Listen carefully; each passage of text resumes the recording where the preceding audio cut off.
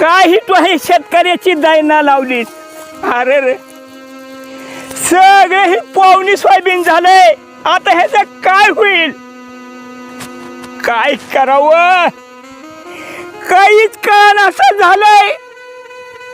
सगळं सोयाबीन पाण्यात गेलं. काय करावं आता? याला कुणी काढायला बी ना.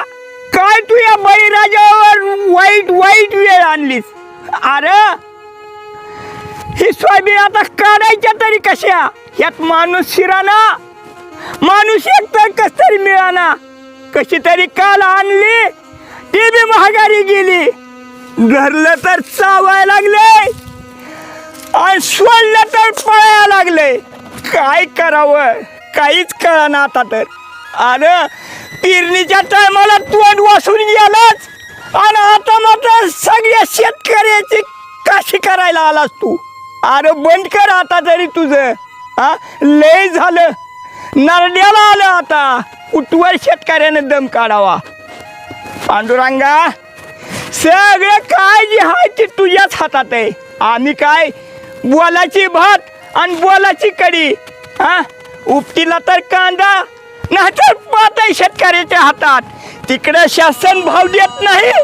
इतक्या दिवस 10,000 रुपये क्विंटल भाव होता आणि शेतकऱ्याच्या मुठीत थोडं धान्य आलं की आला 5,000वर भाव. अरे शेतकऱ्यानं आत्महत्या करत नाही तर काय करावं तरी काय सांगा?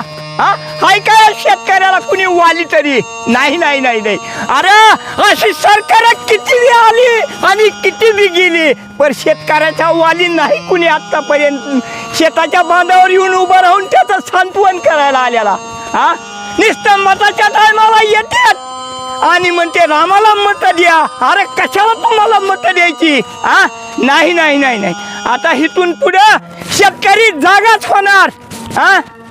अरे काय कुठवर माणसाने हे करायचं? एक आज नीट होईल शेतकऱ्याचं, उद्या नीट होईल ह्या आशावर शेतकरी जगत आलाय आतापर्यंत. पण नाही कुणीही या शेतकऱ्याला वाली नाही. असू आपलं कर्म आपल्या बरोबर, याला कुणीही जबाबदार नाही.